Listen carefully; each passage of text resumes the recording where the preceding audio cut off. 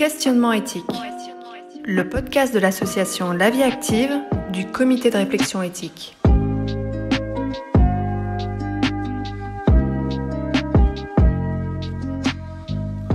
Quelle est la liberté d'aller et venir pour les personnes âgées dans les EHPAD? C'est la question posée à des résidents et des professionnels. Allons du côté de l'EHPAD du Bon Accueil, à Bouvigny-Boyeffle, entre Arras et Béthune. Nous y rencontrerons 2 directeurs d'EHPAD et, dans un premier temps, 5 résidents interrogés sur cette liberté d'aller et venir. Je m'appelle Madame Pécor-Micheline, j'ai 76 ans. Je suis ici depuis 5 ans, depuis que j'ai fait un AVC. Je suis monsieur Rijuti Giuseppe, j'ai 63 ans et je suis ici 6 ans. Je crois Rosemary, j'ai 60 ans. J'ai travaillé à l'armée. Je m'appelle Akar, Victor. J'étais ancien mineur. Je suis ici depuis 1 an et demi. Je m'appelle Lydie Franck. J'ai bientôt 85 ans, dans 2 mois, et je suis là depuis quelques mois. Vous avez pensé quoi de la vidéo là que vous venez de voir, la petite vidéo? La dame qui ne pouvait pas acheter un petit pain au chocolat. Ben, c'est quand même malheureux pour cette pauvre femme. Ici c'est pareil, on ne peut pas sortir pour acheter un petit pain au chocolat. Mais si on le veut le matin, on l'a quand même. Au petit déjeuner. C'est embêtant quand on est un petit peu vieux puis qu'on est handicapé, on ne peut plus faire ce qu'on veut, quoi. On est obligé d'avoir recours à certaines personnes. Mais je ne peux pas sortir pour aller l'acheter. Moi qu'il y ait quelqu'un de la famille qui l'autorise. Hein. On ne peut pas. On l'appellera. Aussi, il faut une autorisation. Sans autorisation, on ne peut pas sortir. Pour acheter un petit pain.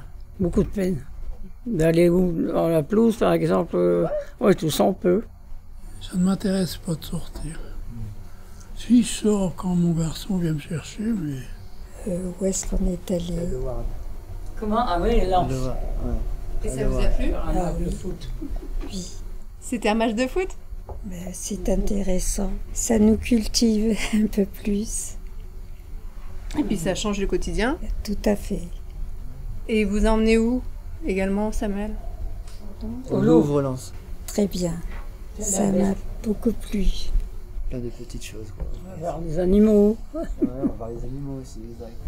Randonnée, Les randonnées. Vous, c'est faire le sport, vous. faire le sport. Puis il faut que je prenne mon fauteuil, alors je suis un petit peu embêtant, quoi. Compliqué de se déplacer. Ben oui. Mais on nous aide beaucoup. Vous voudriez qu'il y ait des améliorations dans la liberté pour sortir, pour faire des choses ou pas Ben oui, mais comment faire? Faut un moyen de locomotion. On ne peut pas aller à Hénin-Beaumont à pied.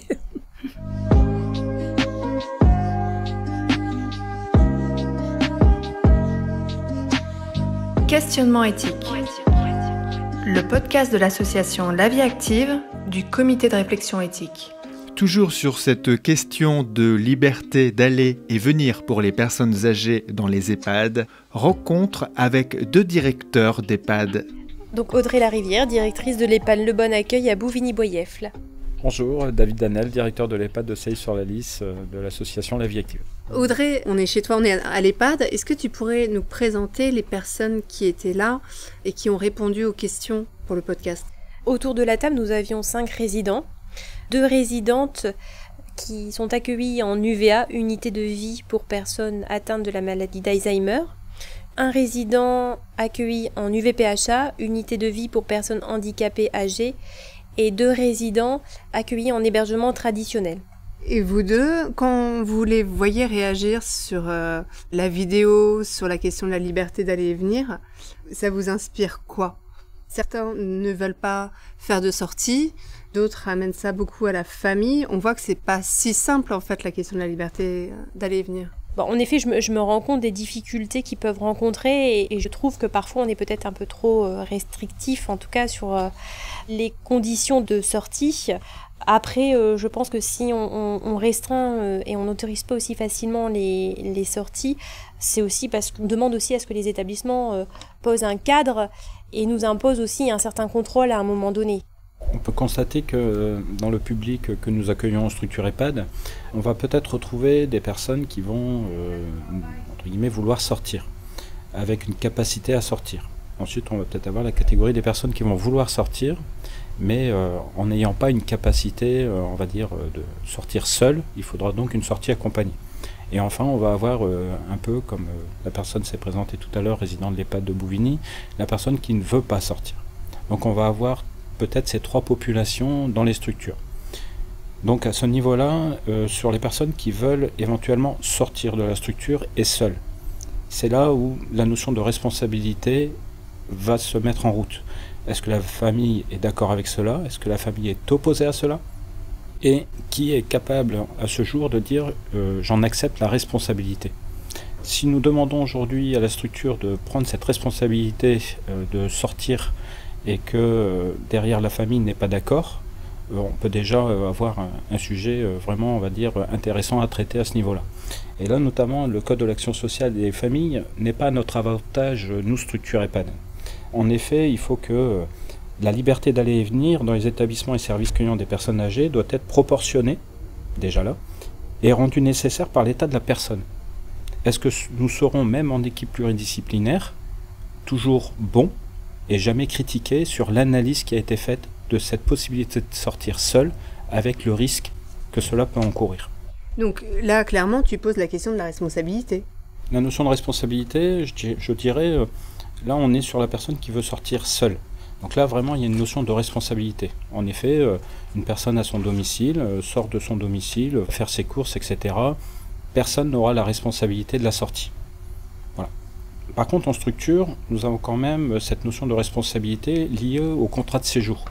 Lorsque les personnes nous confient des proches, en général, ils nous confient cette notion de responsabilité dans l'accompagnement de la personne, que ce soit au sein de la structure ou en dehors de la structure. Ensuite viendra la question des personnes qui peuvent sortir ou veulent sortir, mais accompagnées, comme la dame qui s'est exprimée sur la notion de j'aimerais bien sortir plus. Et là, on va dire, on pourrait considérer qu'à un moment donné, sortir de la structure EHPAD, faire plus de sorties, on l'a entendu et on peut que partager, on est d'accord avec cela. Un seul animateur dans les structures EHPAD pour 80 ou 100 résidents, on va dire, c'est largement insuffisant. Il faut savoir par rapport à ça que l'animateur est payé par les résidents eux-mêmes dans le prix de journée.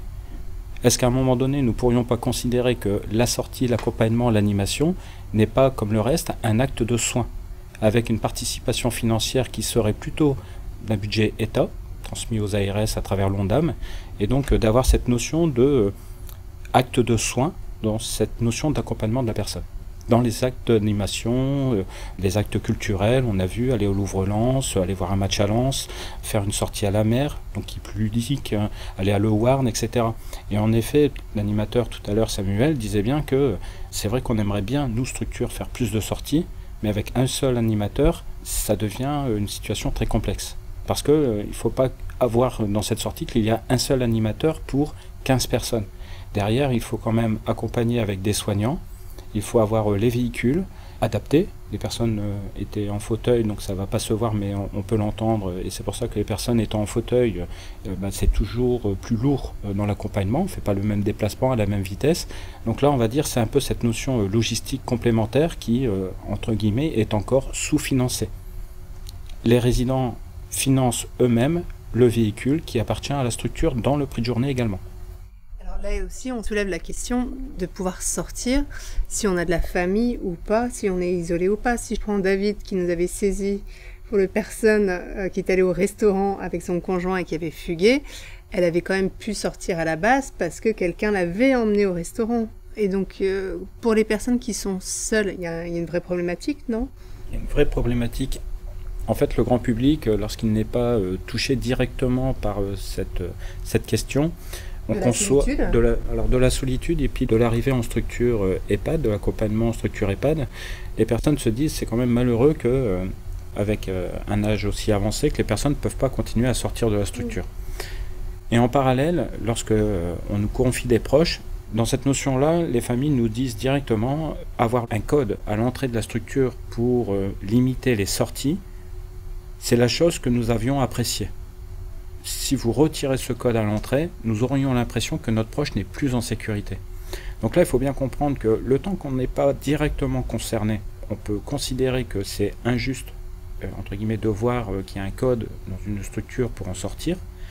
Par contre, d'un autre côté, pour les familles qui nous confient l'accompagnement de leurs proches, c'est une notion de sécurité. Et là, c'est pas uniquement une notion de sécurité pour la structure, mais aussi pour les proches des résidents que nous accompagnons. En effet, je te rejoins David, le retour, nous on a un code au niveau de l'accueil, à la porte, voilà c'est ça, aux 2 entrées même, parce qu'on a une autre entrée par l'arrière, et en effet on a un code pour y accéder. Le code a été diffusé auprès donc soit des représentants légaux, soit des tuteurs ou des personnes de confiance de chaque famille, et ensuite charge à eux de transmettre le code au reste de la famille. Il y a quand même un caractère assez rassurant de la part justement des proches des résidents qui nous disent on sent notre résident au final en sécurité au sein de l'établissement. Mais en effet, le code n'est pas transmis, en tout cas pour l'EHPAD de Bovigny, n'est pas transmis aux résidents. Donc si le résident souhaitait sortir, pour ma part, il est obligé de me demander l'autorisation de sortir de l'établissement puisque le code ne lui est pas communiqué. C'est exactement la même chose, le code n'est pas communiqué. Nous pensons afficher ce code à un endroit où chaque personne pourrait le consulter et sortir en composant le code. Nous pourrions imaginer aussi que ce code soit transmis par la famille à leurs proches, pour que voilà, cette situation, on va dire, de responsabilité soit copartagée entre la structure qui donnerait le code aux résidents d'une façon et la famille qui confirmerait et donnerait ce code également. La sécurité, on voit qu'il y a l'établissement qui a des contraintes en termes de responsabilité, mais on voit aussi que les familles restreignent elles-mêmes aussi la question de la liberté d'aller et venir de leur famille, en souhaitant qu'elles soient bien prises en charge, qu'elles ne sortent pas, Enfin, elles les couvent un peu trop, non, à vous écouter ? Oui, on peut estimer que les familles veulent protéger les personnes qu'elles nous confient. Je prends l'exemple d'une structure ou une petite route qui descend. Nous voyons bien que la perte d'autonomie de nos résidents ne permettrait pas à la personne, même en fauteuil, de sortir et de savoir maîtriser son fauteuil roulant dans une descente.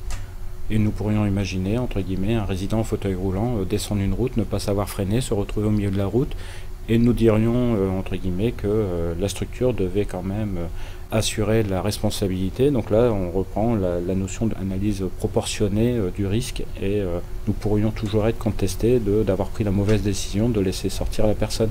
Après, il faudrait que les textes soient clairs. La personne peut sortir, oui, non, mais pas avec des virgules et des peut-être. La personne peut sortir, oui, elle sort, elle se blesse, aucune responsabilité ne peut être sortie.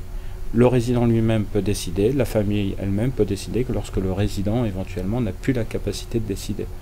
Mais venir dire que la structure doit, entre guillemets, garantir la sécurité, mais de façon proportionnée, nous serons de toute façon critiqués sur ce sujet. On parle de restriction, mais je pense pas qu'on soit sur la restriction à 100%. Alors certes, moi, pour ma part, les résidents n'ont pas le droit, ne peuvent pas sortir seules, mais elles peuvent sortir accompagnées, c'est-à-dire que, comme une dame disait, si elle a envie en effet d'aller faire ses commissions, eh bien elle fait la demande auprès de l'équipe d'animation qui me la valide, et ensuite on l'accompagne pour faire sa sortie. Donc en fait, finalement, pour moi, c'est pas forcément une privation des droits à 100%, on est sur de la restriction, mais proportionnelle, et puis par rapport au risque que David a expliqué, au risque aussi d'avoir la responsabilité à un moment donné aussi du directeur, entaché par peut-être une problématique rencontrée à l'extérieur suite à une sortie qui aurait pu se faire seule, sans accompagnement. Il y a des EHPAD qui n'ont pas de code à l'entrée et qui laissent ouvert. Donc en effet, il y a des EHPAD et des EHPAD. C'est-à-dire il y a des EHPAD qui sont, on va dire, avec des pathologies ou un public qui est, entre guillemets, encore bien autonome, en capacité de sortir, capacité intellectuelle de prendre le journal, de le lire, capacité, entre guillemets, à échanger sans problème, etc. Priver les résidents en pleine faculté de sortie, là oui, c'est entre guillemets une privation du droit de la liberté d'aller et venir. Lorsqu'on rentre dans certaines pathologies, on va dire, on peut en citer plein de maladies, mais des maladies comme Parkinson, des pathologies neurodégénératives, corps de Lévy, on peut parler sur le Korsakoff, etc. Lorsque les personnes n'ont pas 100% de leurs facultés, je pense qu'à un moment donné, là, il y a risque pour la personne de sortir non accompagnée. Et donc là, qui est prêt à prendre ce risque? Et même si on nous dit encore une fois qu'il faut mesurer l'impact d'une restriction, tout à fait. Mais si nous mesurons cet impact de restriction, nous laissons sortir la personne et il se passe quelque chose de dramatique, qui sera responsable de cette situation? Et là, je pense qu'il faut vraiment éclaircir les textes. Il ne faut pas simplement mettre une charte d'un côté des droits et libertés d'aller et venir, et de l'autre côté un code de l'action sociale qui donne une sorte de responsabilité, parce que nous sommes, nous EHPAD, soumis au code de l'action sociale et des familles. Et donc là, il faut peut-être revoir un peu les textes et les corriger. Et vraiment, si on souhaite laisser de la liberté d'aller et venir, dans ces cas-là, pas de souci. Mais on ne cherche pas de responsabilité derrière. Puis après, il faut aussi voir aussi la situation, je pense, géographique de l'établissement, puisque pour prendre l'exemple de l'EHPAD de Bovigny, c'est vrai que nous sommes en pleine campagne, entourés par un petit cours d'eau. Donc il y a forcément un risque pour le résident qui sort seul. On n'a absolument pas de commerce, ni de cinéma, ni de supermarché à proximité. Donc en effet, je rejoins David aussi sur la question aussi des moyens, puisque en effet, il faut des moyens supplémentaires pour accompagner le résident qui n'a peut-être plus forcément la possibilité de prendre lui-même sa propre voiture pour se déplacer et aller justement se balader dans un centre commercial ou dans d'autres types de commerces, puisque nous, à proximité de l'établissement, on n'a absolument rien. Si ce n'est en effet faire des petites balades ou des petites randonnées, c'est la seule chose qu'on peut faire à proximité de l'établissement. On voit quand même que la société, il y a vraiment une injonction paradoxale vis-à-vis des directeurs d'EHPAD. D'un côté, on dit plus de normes, plus de sécurité, attention, responsabilité, vous êtes évalué H24. Et d'un autre côté, il y a un autre mouvement, l'autodétermination de la personne, sa liberté, l'importance de l'éthique. Si je veux vieillir, je veux être libre. Comment au quotidien, c'est tiraillement, parce que là c'est un vrai tiraillement, vous faites pour gérer cela?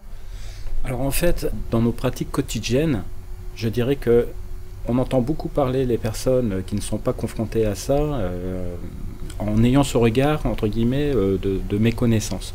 Et lorsque les personnes sont concernées, finalement, elles sont concernées, elles arrivent en structure avec leurs proches, elles nous les confient. Et là, je dirais, il y a plutôt une compréhension de leur part, une acceptation. Et puis, on retrouve bien souvent des familles qui sont dans la coparticipation des choses. Ils vont venir manger dans la structure avec leurs proches parce qu'ils vont respecter le fait que leur proche ne peut pas sortir ou ne veut pas sortir. Alors, quand je dis ne peut pas médicalement parlant. Là, c'est vraiment une restriction médicale. Sur le côté sortie en famille, au restaurant, chez un enfant, etc., là, en effet, les familles vont apprécier ce moment-là et nous sommes grand ouverts à accompagner les familles à ce genre de sortie.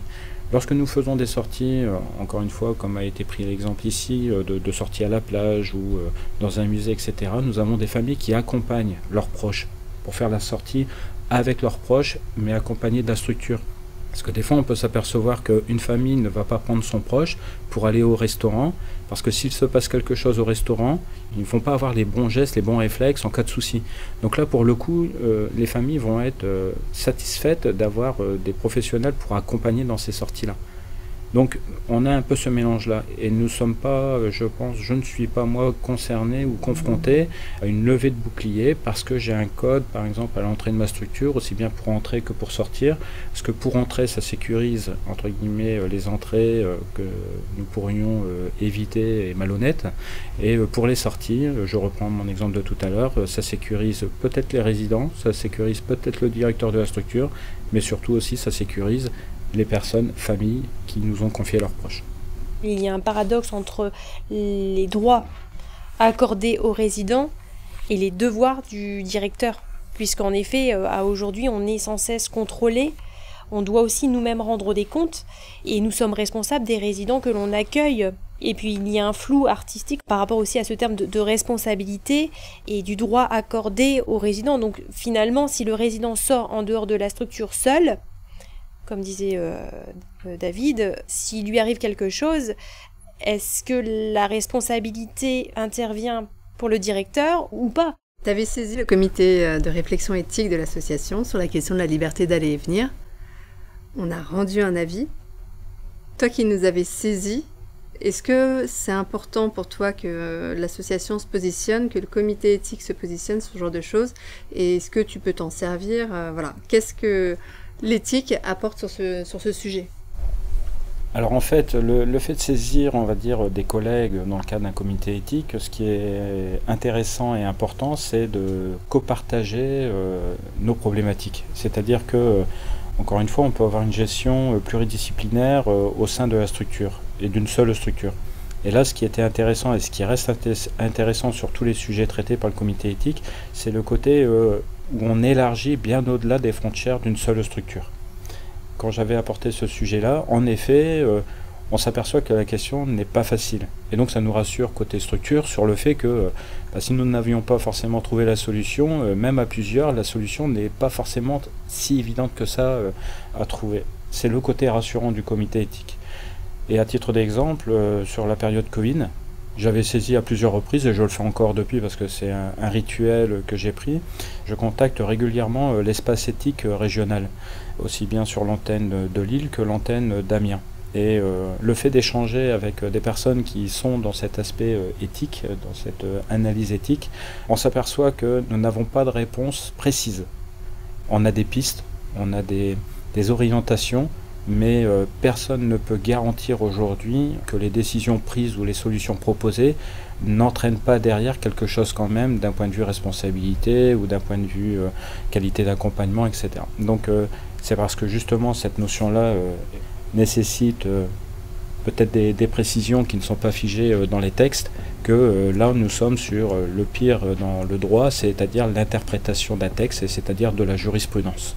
Et c'est là où le danger pour les structures, en général, c'est cette notion de jurisprudence, c'est-à-dire interprétation du droit. C'est la fin de ce podcast questionnement éthique sur, cette fois, la liberté d'aller et venir pour les personnes âgées en EHPAD. Retrouvez-nous très vite pour d'autres podcasts. Questionnement éthique. Le podcast de l'association La Vie Active du comité de réflexion éthique.